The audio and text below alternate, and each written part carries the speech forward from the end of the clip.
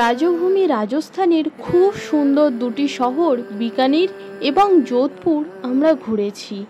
ওখানকার এত সুন্দর ভাস্কর্য আমাকে এতটাই মুগ্ধ করে রেখেছে, আমার মনে হয় এখানকার থেকে সুন্দর শহর হয়তো আর হয় না। মনে হয় বারবার ফিরে আসি এই ইতিহাসের পাতায়। কিছুটা মন খারাপ, কিছুটা আনন্দ নিয়ে আমরা ভোরবেলা বেরিয়ে পড়েছিলাম আমাদের প্রথমবার বন্দে ভারতের অভিজ্ঞতা নিতে। আর আমাদের পরবর্তী ভ্রমণের ঠিকানা শৈলশহর মাউন্ট আবুতে। আপনাদের কাছে অনুরোধ রইল শেষ পর্যন্ত ভিডিওটি দেখার। আশা রাখতে পারেন হতাশ হবেন না। তাহলে ভিডিওটা শুরু করি।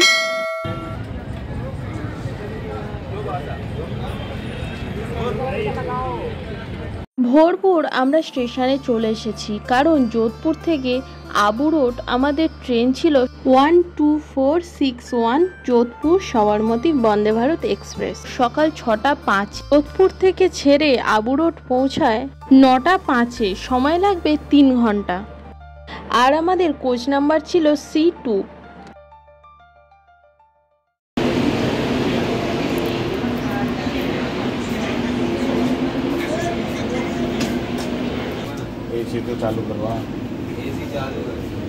আমাদের সিট নাম্বার ছিল 68 আর 69।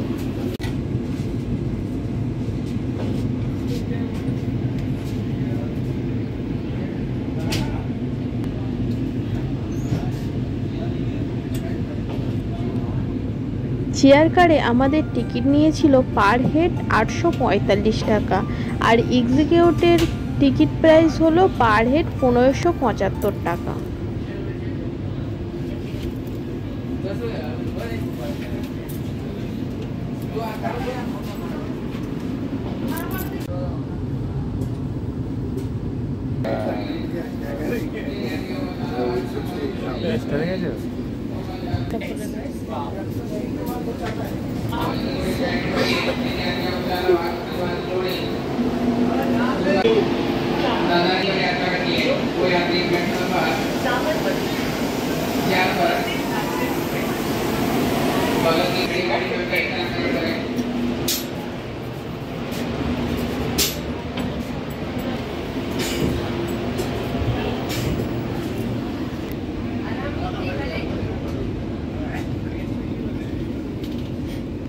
আমাদের ট্রেন এখন ছেড়ে দিয়েছে। আমরা যোধপুরকে বিদায় জানিয়ে আমাদের পরবর্তী গন্তব্য আবু রোডের দিকে এগিয়ে চলেছি।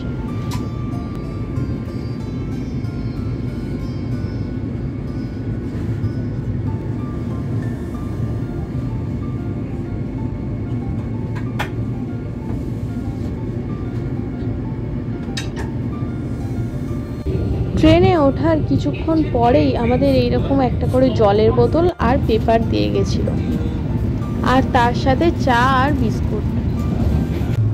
ট্রেন থেকে এইরকম সূর্যোদয় দেখতে দেখতে আমরা চা আর বিস্কুট খেতে খেতে ট্রেন জার্নিটা উপভোগ করছিলাম।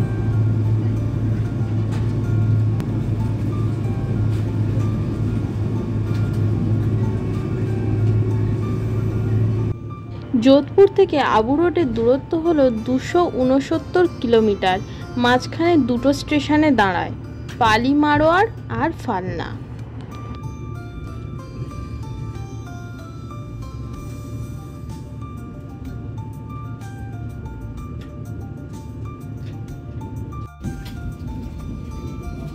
আটটার দিকে আমাদের ব্রেকফাস্ট দিয়ে দিয়েছিল। সকালের ব্রেকফাস্টে আমাদের ছিল পোহা, পরোটা, তরকারি, একটা কেক আর দই।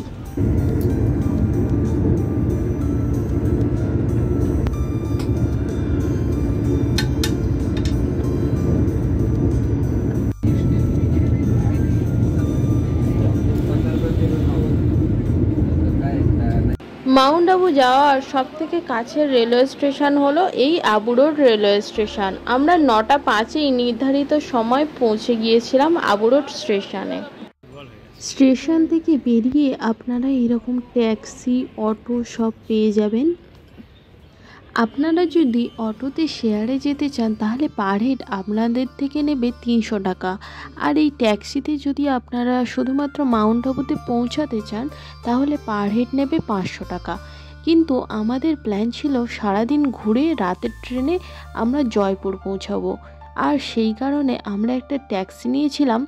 স্টেশন থেকে যাব, আবার স্টেশনে চলে আসব, আর আমরা ওখানে গিয়ে সাইট সিইং করব।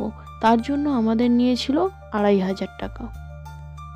আবু রোড থেকে মাউন্ট আবুর দূরত্ব হলো 25 কিলোমিটার, আবার মাউন্ট আবু থেকে গুরু শিখরের দূরত্ব হলো 18 কিলোমিটার।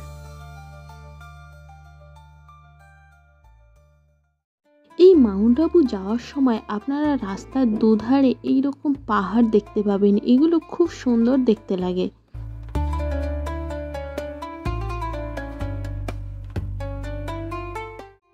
মাউন্ট আবু যাওয়ার পথে এইরকম একটা ভিউ পয়েন্ট পাবেন, খুব সুন্দর দেখতে লাগছে এখান থেকে এই পাহাড়গুলোকে। মাউন্ট আবু ভ্রমণের আজকের আমাদের প্রথম গন্তব্য হলো ব্রহ্মকুমারী পিস পার্ক। এই পার্কে ঢুকলে আপনারা প্রচুর ফুলের গাছ এবং আরও বিভিন্ন ধরনের গাছ আপনারা দেখতে পাবেন। এখানে কিন্তু ফটো তুলতে দেওয়া হয় না, কিন্তু আমি একটু লুকিয়ে চুরিয়ে আপনাদের জন্য ভিডিও করে এনেছি, কারণ আপনারা যদি পরবর্তীকালে এখানে যান আপনারা বুঝতে পারবেন যে এখানে কি আছে।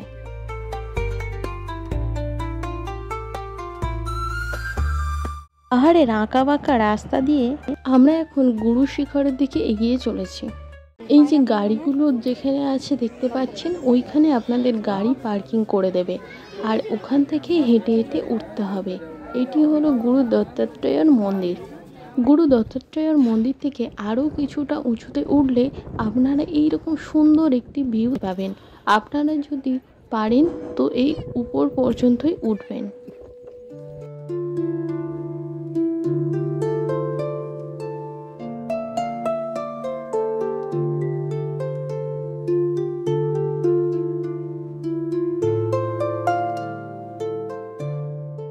এই গুরু শিখরের উপর থেকে পুরো মাউন্ট আবু শহরটিকে দেখা যায়। রাজস্থান ভ্রমণের কথা কেউ আমাদের বললেই প্রায় সবারই একটি ধারণা হয়, সেখানকার মরুভূমি, বিশাল বিশাল সব দুর্গ, এইসবের কথাই মনে হয়। কিন্তু আজ আমরা এসেছি এই পাহাড়ে ঘেরা রাজস্থানে, এই খুব সুন্দর শৈল শহর মাউন্ট আবুতে। আরাবল্লী পর্বতের উচ্চতম শৃঙ্গ হলো এই গুরু শিখর। এর উচ্চতা হলো 5650 ফুট।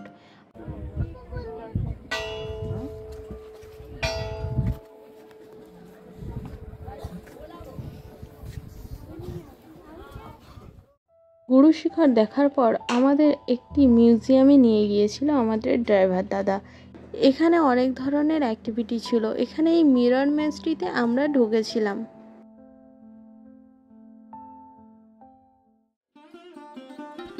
ভারতে দ্বাদশ জ্যোতির্লিঙ্গ ছাড়াও হাজার হাজার মহাদেবের মন্দির রয়েছে, আর তার সাথে জড়িয়ে আছে কিছু পৌরাণিক কাহিনী, যেগুলো ভক্তদের সব থেকে বেশি আকর্ষিত করে।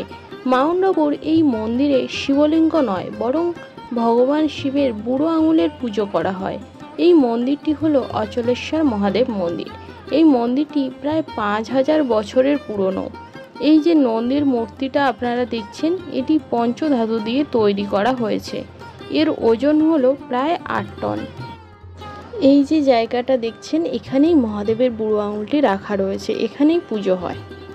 যে মহিষের মূর্তিগুলি আপনারা দেখতে পাচ্ছেন, এগুলি কিন্তু পাথর দিয়ে তৈরি করা হয়েছে, আর এই পুকুরের চারিপাশে রয়েছে।